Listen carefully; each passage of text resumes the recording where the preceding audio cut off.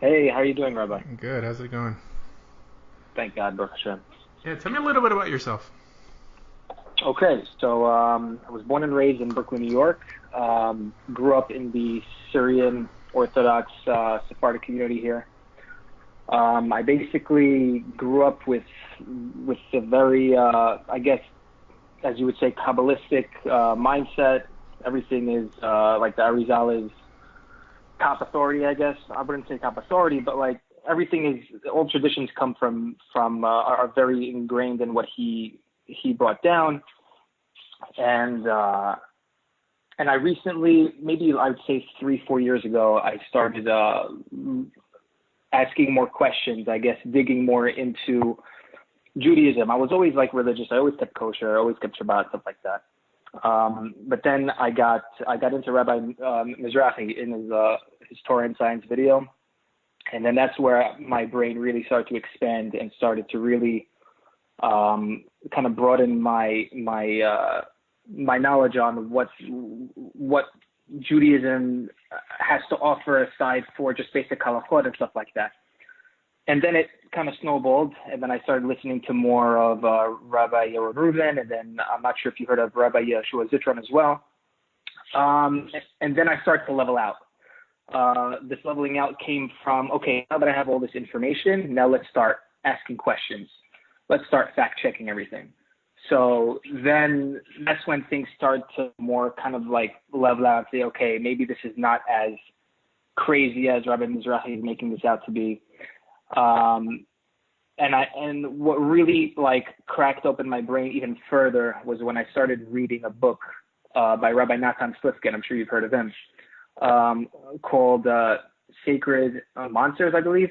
And then beyond that, I read his other book called The Challenge of Creation, which entirely like changed my perspective, which brought me back to a more rational approach to Judaism, and I learned more of what the Rambam has to say about everything. And I think my mindset now is a very more rationalistic, Maimonidean perspective, more than the Kabbalistic perspective that my community is more accustomed to.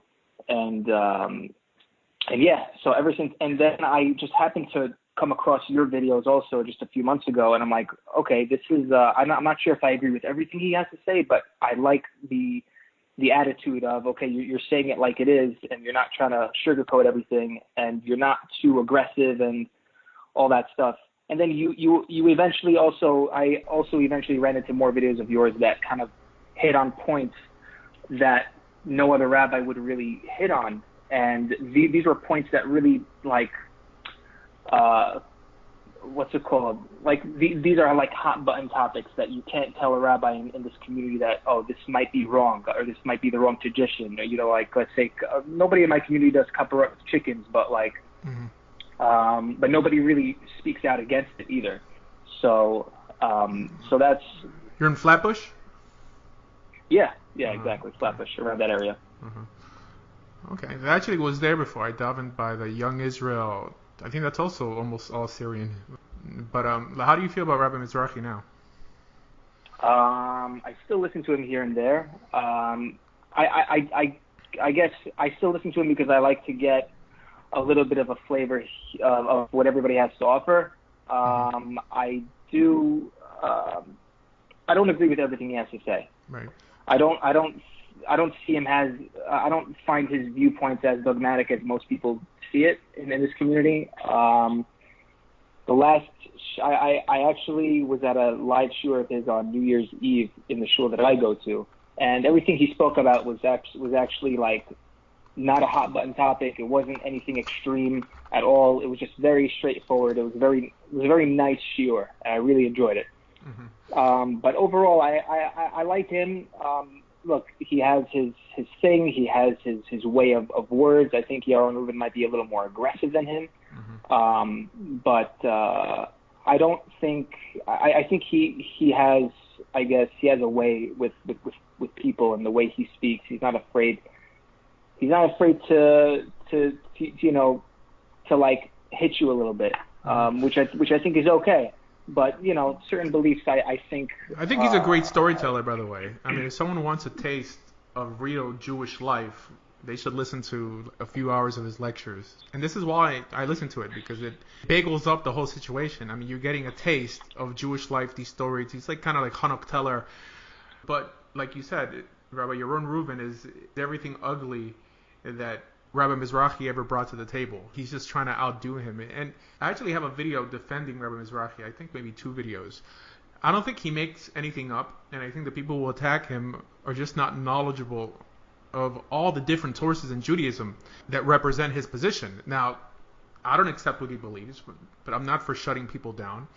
I think that he caters to a certain audience. I'm glad he's there, right? But it does offend me when they try to shut people down, when they try to humiliate rabbis. It's like they don't learn the lesson from when it was done to them, like their opinion of Rav Dror, Manis Friedman, and all this stuff. They're falling into that old Sephardi approach that it's only one way. The traditional Ashkenazi approach is that you ask one question, they'll say yes, no, maybe, do what your Rav tells you, right? But if you ask most Sephardi Jews, they'll give you their Rebbe's approach, and that's the only approach. And if you don't accept it, then you're a min, you're not Pekoros, all the epithets are thrown your way. So I think that's the big divide between East and West that we see in the Jewish world. That Ashkenazi Jewry is a little more open-minded to different opinions, while Sephardi Jews are not. Now, this is a new type of Sephardi Jews, like the Chachamim of Aleppo in the time of the Rambam, where the uber-rationalists, but post-Shabtai Tzvi, it seems that Judaism took, or Sephardi Judaism took this mystical nosedive that it hasn't really recovered from. But I appreciate all these streams of Judaism, just because if you're more Litvish, like if you're more hippie, if you're more mystically inclined, there's a place for you. But if people start trying to shut down other people, then what you're saying is that there's only one way to view something, and if you don't like it, you're not just going against me, that you're going against Judaism. So that's kind of like this primitive approach that I'm not a fan of. Right. I actually ran into Manis Friedman a few months ago as well, and the way he speaks is very nice, and which made me subscribe to his channel, and then I started watching more, and then I'm like, wait a minute, I think certain things that he says can be dangerous to a person's, let's say, faith, or the way they kind of approach halakha and stuff like that. But, like you said, everybody, it's not just one way, it's not one way or the highway, and everybody has, I guess, needs a type of flavor or approach. I don't necessarily think Manis Friedman is that approach. I actually just the other day stopped subscribing to his channel because I think it just gotten to the point where it doesn't really connect anymore. It's like something else at this point. I'm really not Lubavitch in any way. I don't support Lubavitch, right? But I'm also not for canceling people out. Also, Rav Dror, I think he's a very sweet guy. I like a lot of what he has to say, but there's a lot of things that he brings in his chidushim, which are okay, but I just don't subscribe to them. But that doesn't mean that everything he teaches has to be tossed into the garbage. Everyone is a mixed bag, right? And I don't think that anything that Rabbi Manis Friedman says, or Rabbi Dror, or like Rabbi Arush, and all these guys say, I don't think it goes literally against Torah Shebiktav. It seems like it's more like a philosophical concept that they're building on. They're being mechadesh on an idea. But it's not like they're spitting on the Torah like the way these guys try to portray it. That's why I don't think that Rabbi Mizrahi nor Yaron Reuven are serious thinkers. Just because if you're not open to different opinions, it means you haven't been in Judaism long enough. And I think that their history proves me right. 10 years ago, they were Chilunim in Israel or whatever. They were secular Jews. These guys need to spend more time in the Jewish community. Look, I converted over 22 years ago. In the beginning, I was also like a zealot, right? But after you realize there's so many different opinions, not just amongst Achronim, but I mean amongst Chazal, that as long as you're not going against Targum Mitzvot or Shulchan Aruch or Mishneh Torah, then it's fine. But these guys are arguing about metaphysical concepts that never reach the level of halacha. It's like, how do you respond to contemporary issues? Well, that's really a mixed bag because it depends on your person's situation. But this is why these guys don't debate. And I've challenged Rabbi Mizrahi to debate. I challenged Yaron Reuven to a debate. Yaron Reuven and I were friends. We both live here in Fort Lauderdale. And then out of nowhere, he sort of wrote me off and started, whatever, because he said that he used to be a fan of my videos. And then, I don't know, he became too much of a zealot. And I think the guy's come a long way. And I think he's bright, by the way. Uh-huh. Yeah, he probably got too locked into the mystical aspect of it, and then once you reach that level, you kind of like close yourself off to anything else because this is what it is, and everybody else is wrong. And I guess Rabbi Mizrahi's kind of perspective kind of leaked in there, and he kind of blew that up even more. So it's possible. Yeah, it's a shame that he kind of shut you out like that. I would have loved to hear like a debate between you and him. I know he doesn't debate, but Rabbi Mizrahi has done debates, so I'm surprised he's not open really. either. Like he had two discussions that I'm familiar with. Like one with a Christian missionary, which wasn't really like he wasn't an apologetics guy. He was just a Christian who happens to teach in some seminary, and he went through a book. It wasn't really, back and forth. And then like he debated like an agnostic Jew or an atheistical Jew or something. Right. Yeah. Yeah, but it's not a real open discussion with a knowledgeable person, with someone who can make a distinction between midrashim and halachot and agadot. Of course, if you debate someone who doesn't know anything about Judaism, your perspective is going to seem sophisticated, but it's not. It's more of an I got you debate, more of an education. No, it's demagoguery. It's like the Jewish people, your Yetzer Hara. Who speaks like this? It's a lot more than black and white. There's so much gray in there. So the reason for this call is because I have a few things that I really wanted to see what your opinion is. What maybe you can bring down some sources for me to verify your opinions. I just want to start off with your opinion on Rabbi Slifkin. What's your take on him specifically? So him and I are friends to a certain extent. I shipped him a beluga sturgeon about a month ago because I'm involved in the debate on whether caviar is kosher. And there's many sources that teach. Rav Hershel Schachter is of the opinion of putting the Ramban aside. The Ramban was the one who classified snapir v'kaskeset for today, post the 11th century. The Gemara doesn't tell you what fins and scales are. So this is why people said that caviar and swordfish weren't kosher. But people like the notable Yehuda said it was. So he was a proponent of this. I saw he was a proponent of this. And I happened to be friendly with a caviar company, and I shipped them a whole sturgeon. I'm not a big fan of his because I had a friend who was in one of his shiurim. I think he gave a class once in Or Sameach in Yerushalayim. And I heard, this is my friend told me, that he ridiculed him, that Rabbi Slifkin ridiculed him in front of the class because he chose to challenge his narrative of creation. Because not just Rabbi Slifkin, people like Gerald Schroeder, they presented this new way of viewing 6 days of creation and the 7th-day rest to not limit them to actual days, but actually instances that could be made up of millions and billions of years. I'll tell you right now, I'm a 6-day creationist, and I'm not against people who want to view it differently. I'm not the only one. I mean, if you're looking for contemporaries or people who lived maybe 20 years ago, the Lubavitcher Rebbe was big on the whole notion of 6-day creationism. Chazal believed in 6-day creationism, and we have a mitzvah tied to it. That means the reason we keep Shabbat every 7 days is because it says it in the Chumash that God created for 6 days and rested on the 7th. So it's tied to a mitzvah. Or then we'd be keeping Shabbat every 7 billion years. You know, that's just my personal opinion. I mean, people could disagree with me. That's fine. I'm not going to get upset. But I think that he may be a little radical in this area in trying to silence people who take a more traditional approach. I mean, if you have a problem with 6 days of creation, why don't you have a problem with Har Sinai or Yetzias Mitzrayim? Well, how does that compare? Because if you have a problem with one miraculous act, like you're just going to accept all the other miraculous acts as okay. Faith, for some reason, has become an ugly word in the Jewish dictionary, and it shouldn't be, right? We have things that we believe in faith because it appears in the Chumash like this. I have no problem acknowledging that. I don't have to prove everything that appears there. Now, I don't include all of Tanakh, but I limit it to the 5 books of Moses. If it's in the 5 books of Moses, I think it's an ikar of our emunah. That's it. Now, that itself is a statement of faith. Like if someone wants to differ, it's not going to change how they keep the mitzvot, so it's not a big deal to me. And it doesn't change how you keep Torah Shabbat Peh either. But to tell people that they're wrong for taking the Torah literally and even making fun of them for it, that's already kind of going too far. So apart from that, I know that he has done research with dinosaurs and placements of all these things.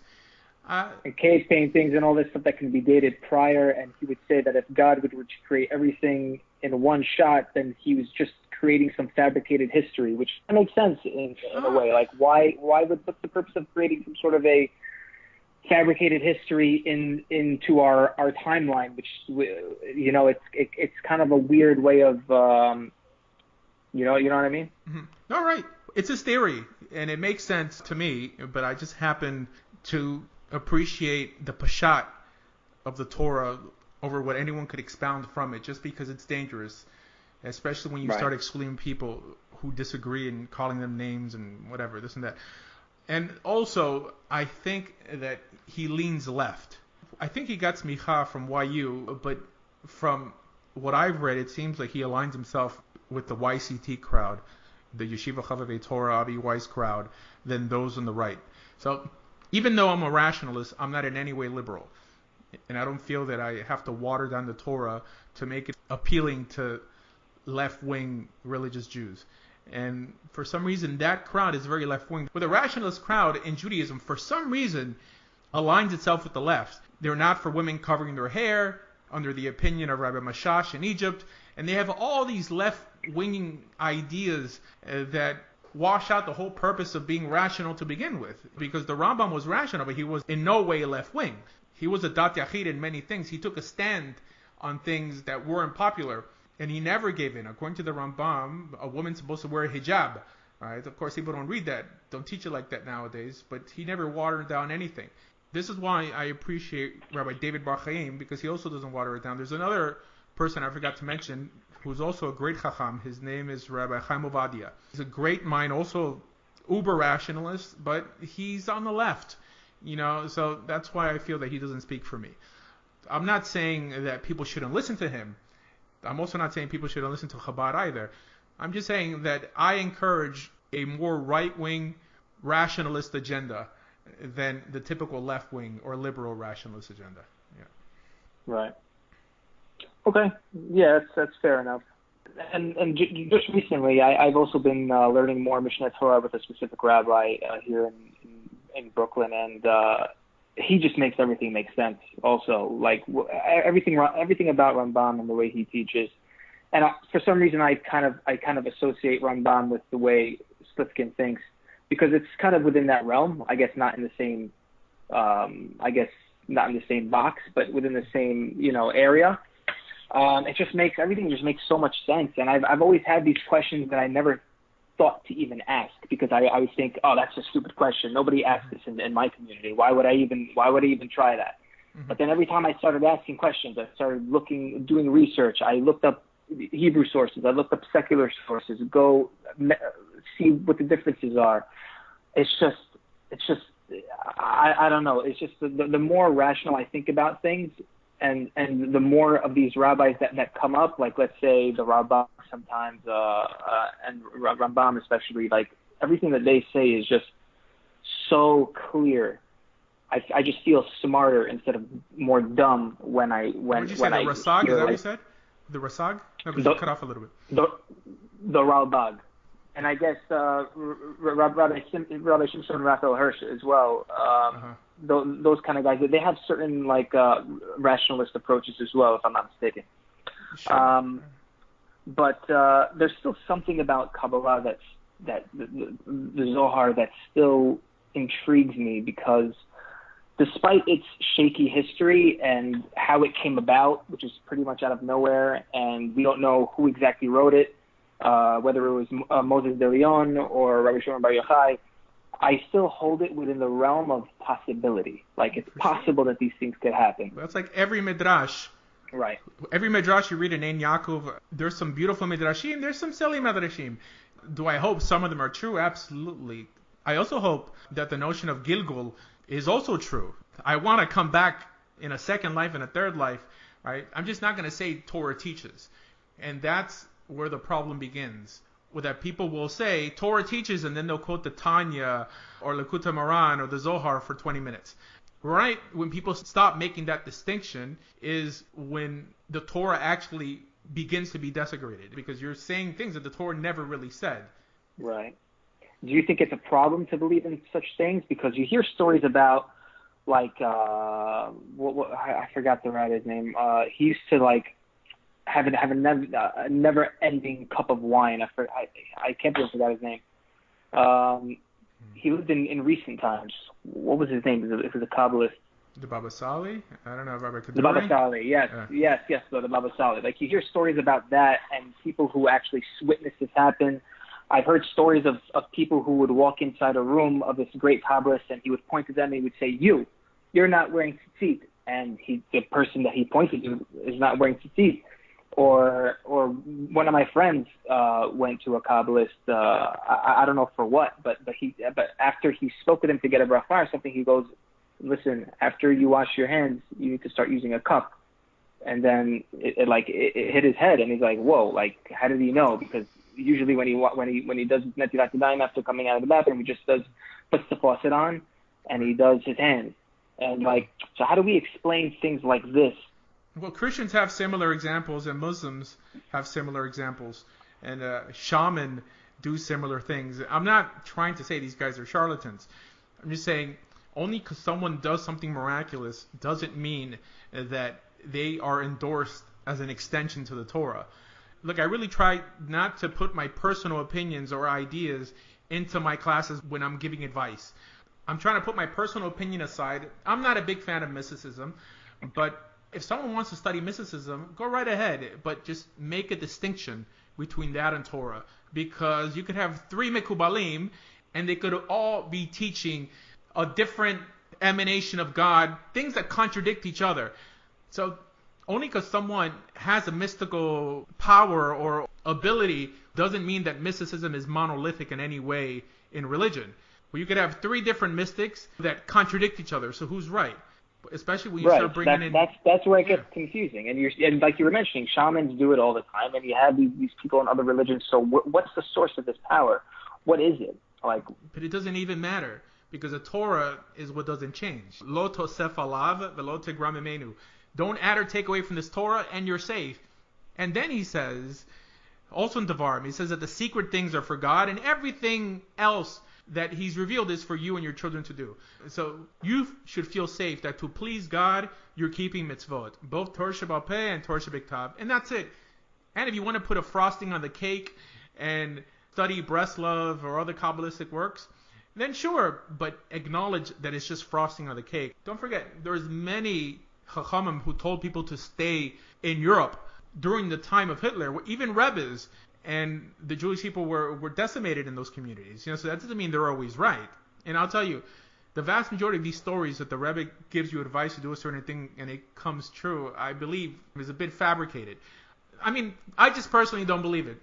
But regardless, if someone makes a distinction between source material and opinion literature, then there's nothing wrong with it. But they cease to make that opinion. But they think that if you're not equating the Zohar on the level of Bereshis or Shmos, then you might as well be burning the Zohar. I mean, it's kind of like this primitive mind saying, no, I could appreciate something and at the same time acknowledge that it's still opinion literature.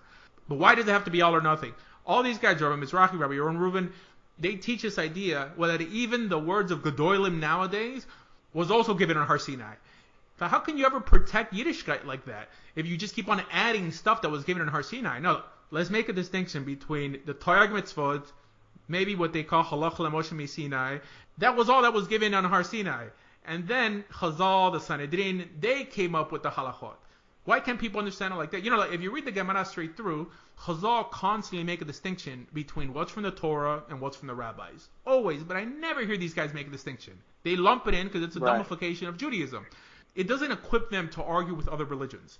And being that I'm in the business, I guess, without making money, of encouraging people to come to Judaism, I constantly have to be offering Judaism in a sophisticated, rational perspective. Because the college kid is going to ask me questions, and if I just say everything was given on Har Sinai, it's going to make us look stupid. I remember I was in Israel once, and this kid came for Shabbos. They always have these big Shabbatons there. And then he asked the question, why do you cover the challahs? And then he said, oh, we cover the challah so the wine doesn't get embarrassed or something like that. And then the kid's like, you really believe this? He's like, absolutely. This is why we do it. So the kid gets up and he leaves. Instead of saying, look, it's a midrash, it might be true, it might be false. No. But apart from having to justify the chumash, now on top of that, we have to try to justify every midrash, that we put ourselves in a position to lose. And this is why I'm not a big fan of these science-proof Torah videos from Rabbi Reuven and Rabbi Mizrahi, because they build a lot of that stuff off midrashim. How did Chazal know this? How did they know that? Who gives a crap? With all that Chazal was right about in the Talmud, probably 3 times as much. Wrong, yeah. Right, absolutely. But they never mentioned this. So people come to religion on that basis, and when they realize this, they leave religion and they fall even further than where they were. So that's what I appreciate about rationalist Judaism. It puts you in a position to keep you religious too. Not just to get you to put on a talit katan. Because this whole notion of why are you wearing a talit, there's no halakha that you have to wear a talit katan. So that shows that their mystical powers only exist in the mind of achronim who don't know what the actual halakha is. All these things, like anything, like being in a state of avilut during the sphira, during the 3 weeks, all these things, like none of this is according to halakha. So how they say that married women have to cover their hair, according to Shulchan Aruch, according to Mishnah Torah, according to the Mishnah, according to the Gemara, all women have to cover their hair. Oh, but because the Beit Shmuel gave the opinion that this may seem that it's only married women, now they're going to bring in a mystical notion. I don't know, like, have you ever seen the videos of Amnon Yitzhak? No. So he predated Mizrahi doing what he did, but he only does it in Hebrew. But he would have women come up on stage and cover their hair as a form of doing tshuva, and then they'd come up a month later saying, I'm pregnant, it worked, da-da-da. And also, like, he started the whole practice that Rabbi Mizrahi copied later of cutting people's ponytails on stage and then putting a talit katan on them. So Rabbi Amnon Yitzhak, he's a Yemenite guy, also about tshuva. Like all these radical Israeli guys 10 years ago were standing on Ben Yehuda eating seeds, throwing water on Shavuot. They don't have a lot of experience, so they bring this primitive approach to religion, and I don't really think they learned in yeshiva. Like, not that learning in yeshiva is a big thing. I learned maybe 4 or 5 years in yeshiva, and the bulk of what I learned, I've learned on YouTube. I'll tell you, because it got me to think outside the box. I'm not saying that I learned that on YouTube, but the sources, I'd read the sources and I'd look it up. I'd be like, they didn't teach me this. All we learned is Mishnah Berurah. Yeah, I don't think these guys have been religious long enough to lecture anybody about Judaism.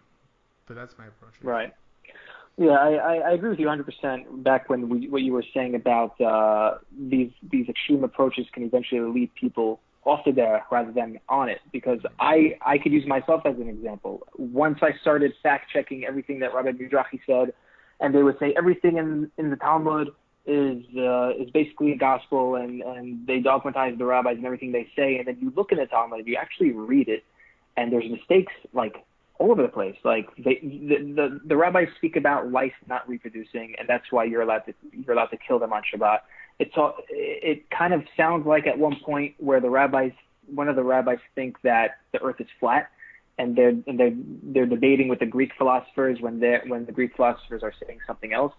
Like these errors occur all over the place, and it's like this was the science of their time. It's not like the rabbis were wrong, but it's also like, listen, the rabbis did not get everything all the knowledge that they have from either Sinai or from divine revelation. You know what I'm saying? Everything was learned from the science of their time, and a lot of people in this community just don't get that. And I think once the realization comes to them, it'll backfire. It almost did on me in a bad way, and I think it can be harmful depending on how you approach that. So what other area do you disagree with me on? I don't remember, honestly. Maybe the first video I ever heard you speak about, there was something that you said that maybe kind of like rubbed me the wrong way, but maybe it was because I didn't warm up to your approach yet, and I didn't really know fully where you were coming from. So I'll remind you of the controversial stuff. I'll tell you, I've taken an approach in the last, let's say, 5 years on Messianic Judaism and even a Mosaic form of Christianity.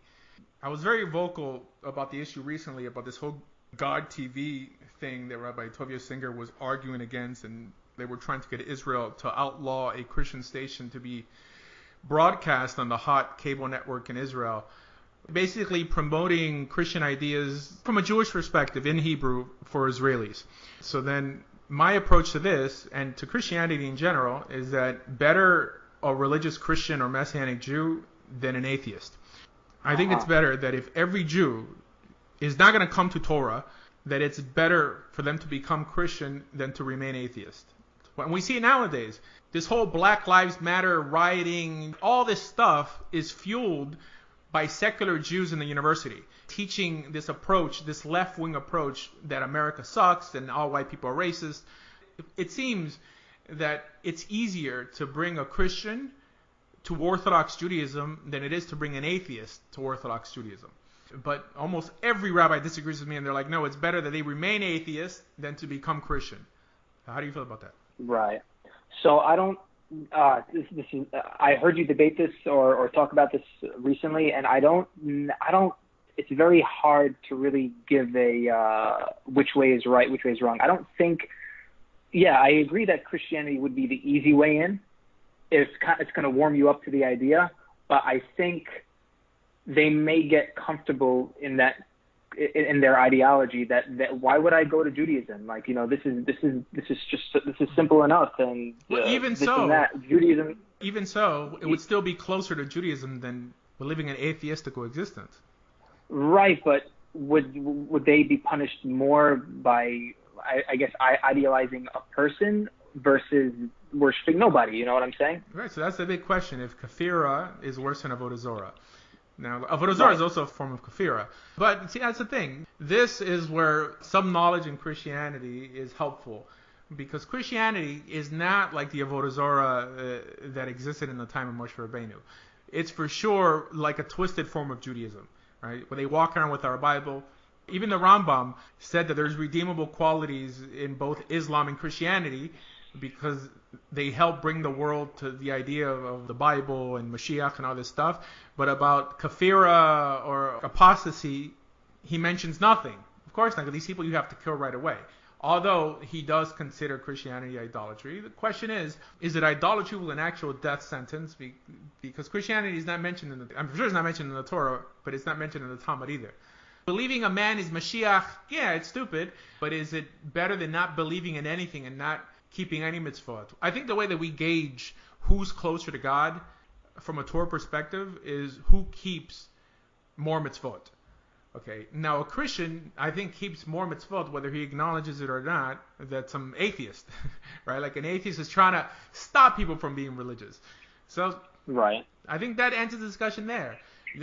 These people keep more mitzvot, even though in some people's opinion they fall in the notion of idolatry with the Trinity, while an atheist doesn't strive to keep anything. He doesn't war against his nature. He's not trying to get to know God better. He doesn't read the Bible.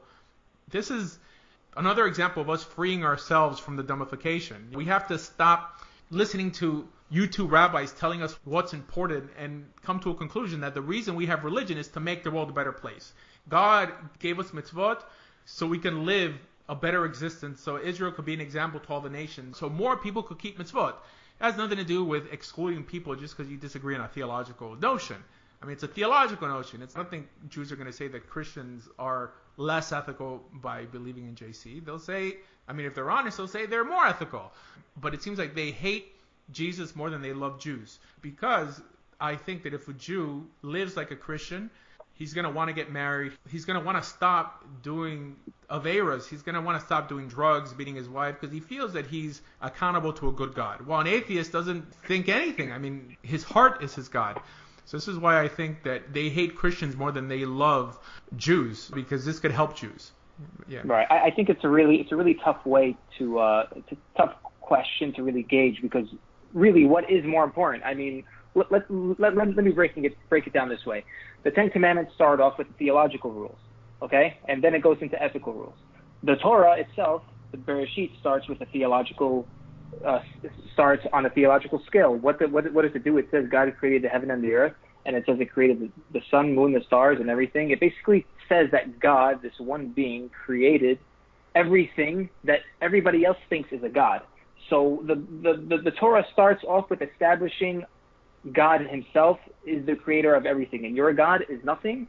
Therefore, your God is nothing because I created your God. So, and then in parallel, the Ten Commandments start off with, I am God. and there should be no other gods other than that. So I guess we have to ask ourselves, what does God think is priority? Is it the ethical rules, or is it the theological rule that God is one? Yes, atheists don't believe in anything, but I don't believe atheists are 100% atheists. I think atheism is not. I think atheism is really the lack of evidence of there being a God. It's not necessarily a God himself. It's more like a personal God. I think that's what atheism kind of is. Mm-hmm. It's kind of like a radicalized form of agnosticism. All right, because Right. they don't know, but they're just more vocal than someone who's a pessimistic or optimistic agnostic. But we have to see how they live. That's the thing. Now, in theory, like if we were just saying, okay, possibly what not believing in God is better than believing in a false God, but we know how these people live. Heck, there was a whole experiment done in the last 100 years. The Soviet Union, right, a country that completely tossed out biblical standards, and they left a trail of blood and carnage. You think Jews had more in common with the communists or more with evangelical Americans? I mean, come on. But yes, that's the big question. If like hukim are more important than mishpatim, right? Like ceremonial laws versus ethical laws. I think the ethics is the base of everything, and the ceremonial laws are there to strengthen the ethical. The Torah makes no distinction.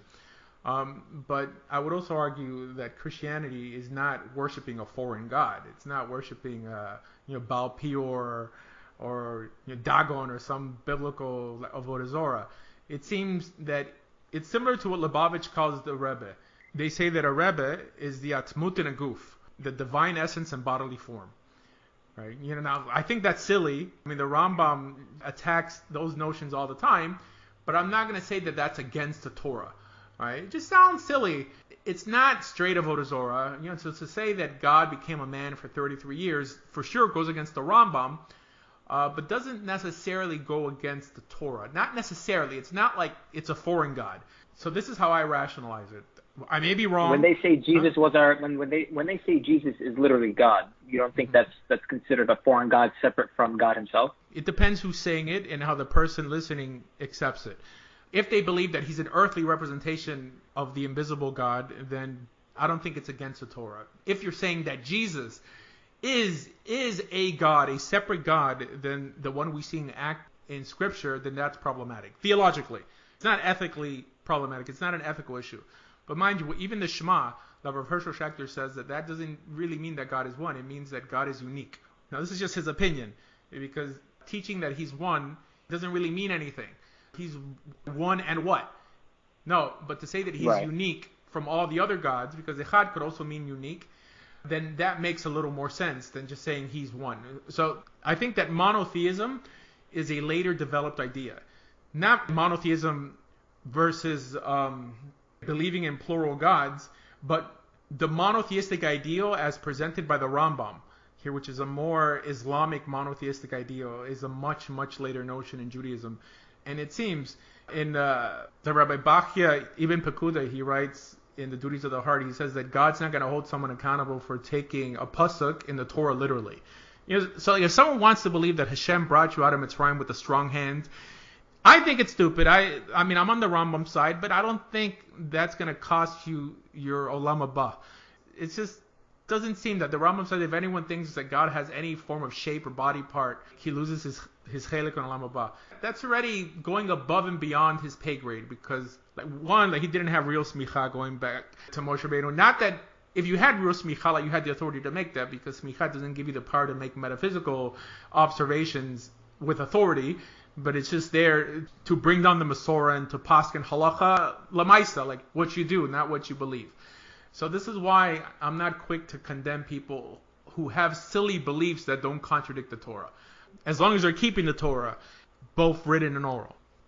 Right. How do you think we got to that point where the rabbis started to decide for us what's the right thing to believe, and then we kind of follow it as if the Torah actually says it? Like, since when did the rabbis were granted that kind of an authority beyond the Sanhedrin? You know what I'm saying? They were never granted that authority outside of the Sanhedrin. But the first people to ever do it were the Amoraim. The Amoraim are the rabbis of the Gemara. These guys didn't have smicha, but for some reason we take their commentary to the Mishnah on the level of the Mishnah. And that's something that I've only heard a few rabbis speak about. and they only speak about it when they're trying to paskin halacha in a different direction. They'll say like, well, this appears by a Tana, and the Amoraim disagree, so we go with what the Tanaim say. But most people don't make that distinction. I'm pretty sure because most people were never taught to make that distinction. But they were the first ones who started speaking with authority when they had no authority. After that was the Geonim. There's many things we do nowadays that are straight from the Geonim. The whole Siddur we have nowadays is from the Geonim. With the exception of, I think, the first two brachot and the Amidah and the last two brachot, everything else is from the Geonim, which is fine. You know, they also wrote the Kaddish, which is fine. But let's make a distinction. I don't want someone beating themselves up like if they fail to keep a minhag. Okay, I think minhagim are very important, especially if you belong to a specific community. Like you should be doing what they do. Like you shouldn't be tivrosh min hatzibur, like separate yourself from everyone. But when people make no distinction between minhagim and halacha, and worse, the chumash, then we're already talking about a different religion. And this is why I don't think that Rabbi Mizrahi or Yaron Reuven would ever come out on top in a discussion with a rationalist, because I don't think they know history enough. And I think they're very bright people. In the short time that they've been religious, here look, to speak for 3 hours and keep people interested is a skill, okay? These guys are very charismatic and they're very bright, but I don't think that they're in the business to start attacking other rabbis as people who are not teaching Torah, who are spitting on the Torah and burning the Torah. That's already sounds stupid. So my approach is to have discussions with everybody. I don't think I'm the smartest person in the world, but I welcome a good discussion. Yeah, most people don't want to do it just because they got more to lose than I do. I mean, these guys, they make their parnasa like this. So I don't think Rabbi Mizrahi works for a living. I don't think Rabbi Yaron Reuven works. Right? I know Rabbi Alona Nava teaches in Be'er Miriam. Have you heard of? Sorry, I don't want to go too off topic. Have you heard of Alona Nava's near-death experiences? Yes. His videos. Yeah. What do you think about that? I don't know, man. I don't know. Does it parallel anything that it says in like the Talmud or anything? I don't know. Because his was detailed in a way that I haven't heard anybody say. But you he hear was in a hospital bed and then he left his body. Yeah. And then, but I think he also said that he went to heaven. Was that the one that he went to heaven and then he saw the rabbis there, or was that somebody else? I believe so. I don't know. He had 2 videos, but I don't know which. I don't know about the rabbi part. It draws a certain type of person. It wouldn't draw me. If I wasn't Jewish, if I wasn't religious, and I was some inquisitive college kid and I just stumbled across his class, I would feel that this is too subjective for me to commit myself to, especially because I'd be checking my brains at the door. I'm not coming to this because it makes sense. I'm coming to this because someone claims to have an experience. Muhammad claims to have had an experience. Paul of Tarsus claims to have had an experience, and that's enough to convince you to live a good life. Here, look, if someone doesn't come to religion under the right auspices, is really going to determine how long that person remains religious. And for me, it's all about ethics. And I would have dropped religion a long time ago if I didn't believe it made you a better person. I believe that keeping Torah makes this world a better place. And if I found another religion that made me a better person, I would drop Torah in a heartbeat. And I think this is the healthiest approach. With this whole notion that I'm born into this, I'm a Jew, what can I do? I'm bound to this, is the stupidest approach for anyone to remain religious. No, I think that everyone always constantly has to be trying to better themselves. So how can we ever tell a Muslim who's involved in radical Islam to leave radical Islam because it doesn't ethically make sense if we're not going to be able to do the same thing, or we wouldn't do the same thing if confronted with a similar situation? But these guys are like, no, the Torah is true. They basically, like, if loving the Torah was wrong, I don't want to be right, type of thing. It's stupid.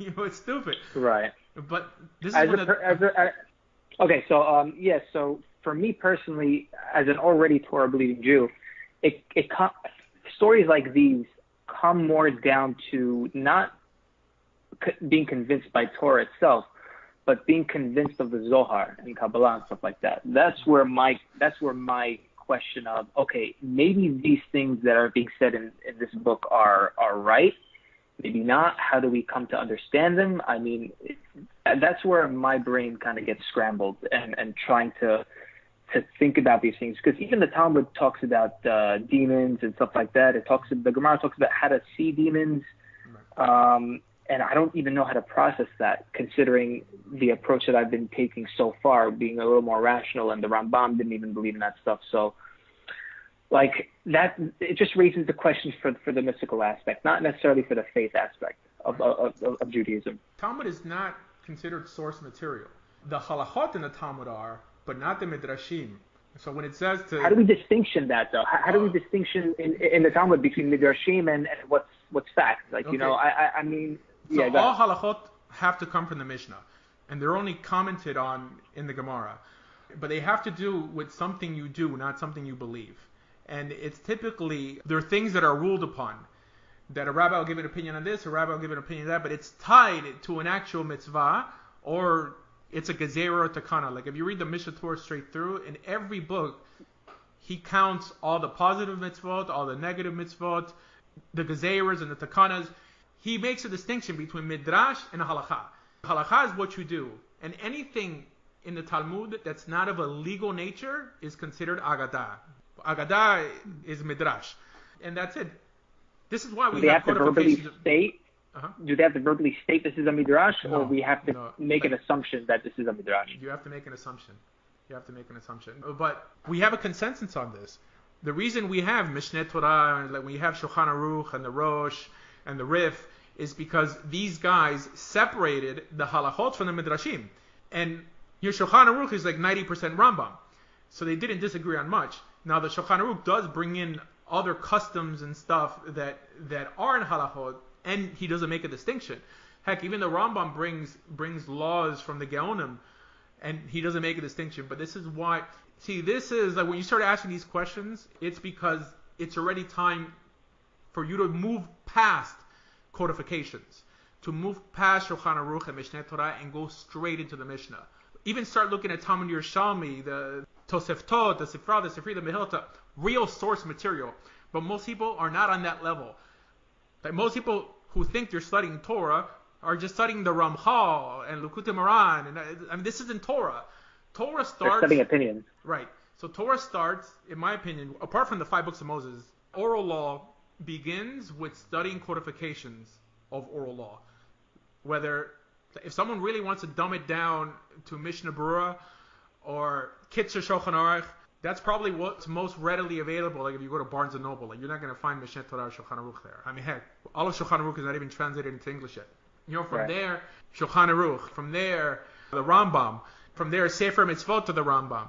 From there, hop into the Gemara, see how they're commenting. Because if you study the Rambam with the Kesef Mishnah or Lechem Mishnah, it tries to tie in every halacha of the Rambam to its source. And there's many times that it doesn't have a source. But it's good to know, because the Rambam also is not perfect, but he's head and shoulders above everybody else. And then the base is someone wanted uncut halacha, was someone who could study the Mishnah, explain it properly in an applicable way, because there's nowhere else to go from there. That's the root of oral law. And that's it. It gets me excited because it shows that I have still a lot to learn, and things aren't always as they seem. But if I have a problem with a halacha, or what people call a halacha, I'll get into that investigation mode, saying, where does it come from? So I'll go from Shulchan Aruch to the Rambam, to the Gemara, to the Mishnah, and find the source. And if I mention that source on the internet, no one can argue with it. But people don't want to question what their rabbis teach, so they won't do that. They'll be like, my rabbi taught this way, and for me to do anything different would be a chilul Hashem. So, yeah, I mean, it's kind of exciting because it shows that there's a whole market out there in Torah learning that hasn't even been tapped. The vast majority of people watch Alona Nava and Rabbi Mizrahi videos all day long, but that's not, I'm not saying it's bad, but it's not Torah. It's not brass tacks. It's not Torah Shebiktav and just Torah Shebal Peh, and everything metaphysical is optional to believe that doesn't appear in the Chumash. That's it. Why are things in the Chumash obligatory to believe when they're metaphysical? Because we believe that on Har Sinai we received this from God himself. So this is why it's on a higher level. Anything that appears, forget about the Zohar. It doesn't matter like if Rabbi Shimon ben Yochai wrote the Zohar or not. It doesn't matter. Why? Because it would be just as much his opinion if he would have wrote it in the Talmud. Mysticism in the Jewish people didn't begin with the Zohar. It's all over the Talmud, like you said. It talks about Ruach Ra, Shadim. It's up to the person to make a distinction. between things that are opinion literature and things that are mandatory to do. I mean, no one, as much as there's differing opinions on halacha in the Jewish world, it's not that big. Like if you have a problem with the way Sfardim do it, go to a Bukharian shul. They're almost all the same. The halachas are not that ambiguous. That we could tell what a halacha is and we could tell what a minhag is. But the people who try to justify minhagim, they'll say minhag Yisrael Torachi, that all the minhagim are like the Torah, which is not what it means. It means that the Beit Din Hagadol, the Sanhedrin, had the authority of even establishing minhagim. That when something became widespread, they made it like a law. But not that your mom had a tradition of cooking chicken on Shabbos. Now you always have to eat chicken on Shabbos. Right. Do you think it's important to let's say, do you think it's important to know or care about if any of these mystical ideas are true or not? I mean, technically, in the grand scheme of things, it doesn't really matter, right? Well, there's no way to know. I mean, is it even worth debating with someone? No, like, oh not. Right? Here, like once because it's possible, right? Well, once a mystical idea is proven true, then it's no longer mystical. Proven true. Like if we know God is gonna be in the young Israel, sitting in the first row, it's no longer a metaphysical idea because you're able to see with your own eyes. So it's always going to be in the realm of debate. Being mystically inclined means never having to say you're sorry, because you never have to stand up for the bad decisions that you incur in your community. Saying that Mashiach is going to come, like if we all yell or give tzedakah at a specific time, no one apologizes for the tons of people who leave Judaism when they're like, Mashiach didn't come. I guess this is all bullcrap. These guys, in my opinion, are very irresponsible.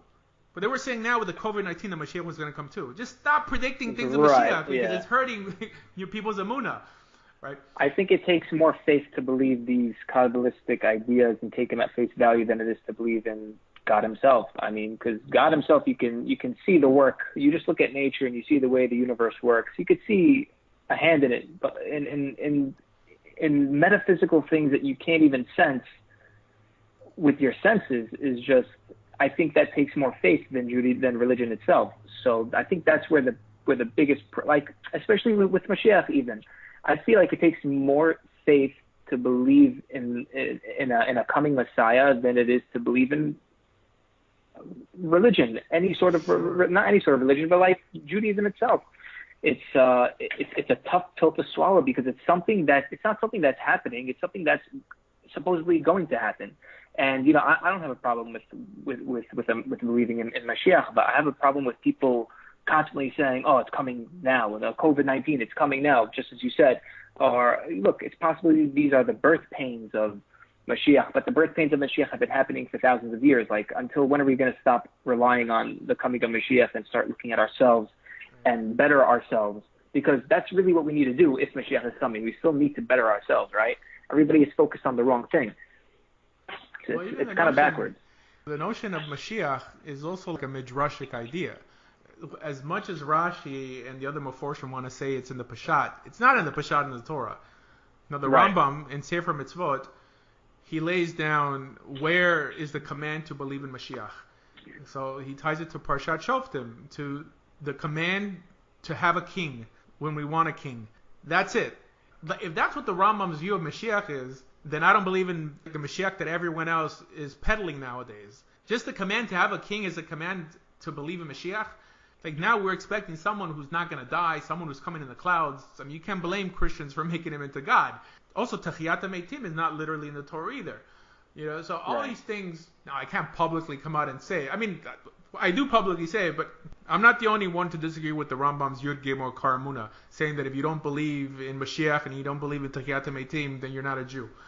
That's already... Well, wasn't there a whole controversy with whether he actually believed in the resurrection or not? Right. So he had to write a whole response or treaty to say that he did, because he doesn't mention it in Mishnah Torah. Or at least in Hilchos Malachim, when the word should appear, he doesn't mention it. I think he does mention it in Hilchos Tshuva. I'm also convinced that he didn't believe in it, and he just said it just to go with the flow, because it doesn't make sense. So when he said that he did believe in it, he interpreted it like this. He said that people are going to come back to life just to die again. That's my question. So that's my question. Like, first of all, what's the point of the back and forth? Why can't it just be one thing and that's it? Why do we need to die to go to heaven and then to come back and then only to die again? Like, I don't see this whole cycle of, I don't know what this means. All right, so the Ramban steps in and he says, no, this means when you come back to life, you're never going to die. Which, it's stupid because that notion doesn't appear in the Torah. I mean, if the Torah is the basis for everything, it seems like if we screw up again, we're going to go to Galut again. And back and forth and back and forth. So this is when Judaism starts to resemble something different than what we started with. But what can we do? That's the question. What do we do? It's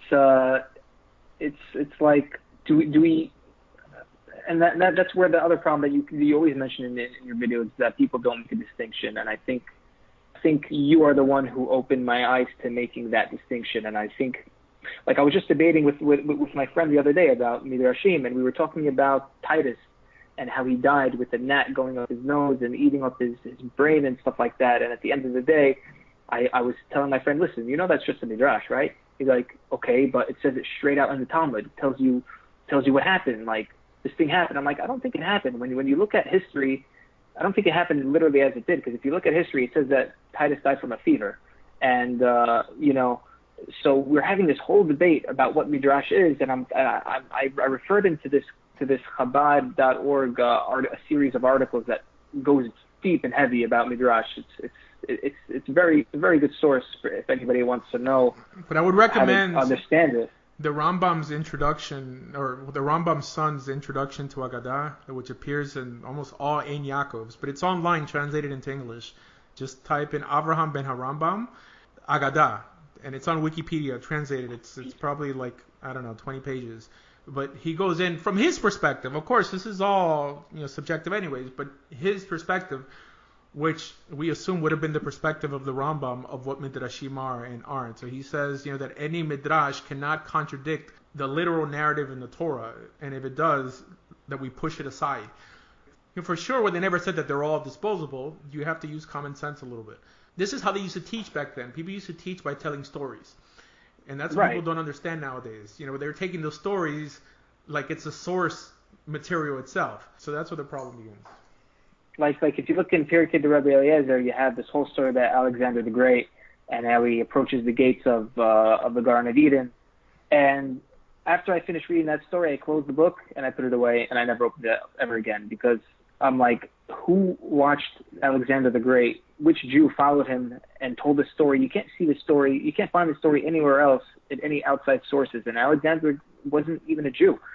So that's where I started really questioning what Midrash is and how to approach it. And of course, you hear everything with Moses being 15 feet tall, and the Midrash about the mountain was hovered over the children of Israel during the giving of the Torah. And I don't take them literally at all. I think Midrashim, the purpose for them are to learn something from them, not specifically believe them as they happen in a factual historical way. I think the main point of it is, like you said, they're stories that were told to, number one, hold our attention, because Torah can be repetitive and you need to spice it up a bit. And there's just deeper undertones within each line and each story that you can derive more stuff from. So that's the way I see it, and my friend just couldn't really wrap his head around it. And I don't think anybody in the community, like, I know my rabbi doesn't speak about Midrashim as if they are subjective. Like, I know one time he mentioned, he quoted a Midrash, and I go to him, Rabbi, that's just a Midrash, right? We're not supposed to believe that as it says. And he kind of smirked at me and nodded and said no more. So I knew I was on the right track, but do you think that's the way we should really be looking at Midrashim? Or, I know it's hard to tell what should be taken as fact or not, but is the main point to take a lesson more than a history? The lessons could be wrong as well. Only because something is descriptive doesn't mean we have to take it seriously. It says that converts are like a sapachat. They're kushim, and they're like a sapachat on Klal Yisrael, that they're hard like a sword. But this is a midrash, and people ran with it. Also, I think they asked Rabbi Akiva, like, why do Asians have slanted eyes? And then he's like, oh, it's because You're very dusty around here. And then people, they run with these things. There's also, Right. during the time of Noach, why Ham was cursed with black skin and all. Like, come on, man. Do midrashim extend to the point of like in the Talmud, there's stories about the rabbis and things that happened to them. Are those also considered midrashim? Because you hear stories about rabbis doing miracles, or this rabbi killed another rabbi and he brought him back to life. That's considered, like, everything that's considered a story, even if it has to do with halakha, is considered midrash specifically. Correct. But midrash, okay, what does it mean that it's mystical? I mean, it's really agadah. The word midrash became famous because of Midrash Rabbah, because they make confusion like this, because there's what's called midrashei halakha. So midrashei halakha are books like the Sifri, the Sifra, and the Mechilta. Because midrash literally means from the Torah, from the drash. So midrashei halakha are halachot that are extracted from the Torah, from the stories in the Torah. So that's authoritative. But that is not what midrash later became. So there's midrashei halakha and midrashei agadah. Agadah just means, like from the Haggadah, it just means like stories. So anything in rabbinic literature that's not of a legal nature, that it's the court arguing like a halachic precept, then that is agadah. There's a consensus on these things. It's not like it's anything new. The Rif became famous because in most Gemaras nowadays, in the back where you have the Rif, which is pretty much the same Gemara, with only the halachas left, he extracted all the midrash. So it's understandable. There's a consensus on how to separate midrashim from halakha. Unless the rabbi tell you, well, we can't tell the difference. Nonsense. Of course I can tell the difference. People know. But if it's like that, just go by codifications. Go by the Rambam. The Rambam also included midrashim in Mishneh Torah, like in Hilchos Malachim, when he says that Adam Arishon was given 6 laws and Noach was given the 7th law. Right? He's building on a midrash there. But that's because Hilchos Malachim is not really a halacha sefer. It deals with, the whole notion of Mashiach is not really a halachic thing. Right. But also Hilchos Tshuva is not a halacha sefer, because Tshuva, yes, there's a mitzvah to return to God, but the particulars of what one believes and what is a full teshuvah, that's all opinion. Unfortunately, the Torah didn't tell you how to do teshuvah, with the exception of just getting back on the derech.